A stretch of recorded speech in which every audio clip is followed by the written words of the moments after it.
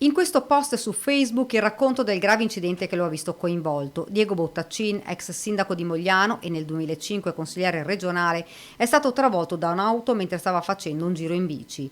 Il sinistro è accaduto in Sicilia, ricoverato all'ospedale di Agrigento, ha riportato diverse fratture, costole, sterno, clavicola. Fortunatamente non è in pericolo di vita. Sono fortunato a poterlo raccontare, si spiega al telefono, vista la dinamica dell'incidente. Bottacin si trovava a bordo strada quando a velocità sostenuta è arrivata una macchina nella stessa direzione di marcia che lo ha investito in pieno.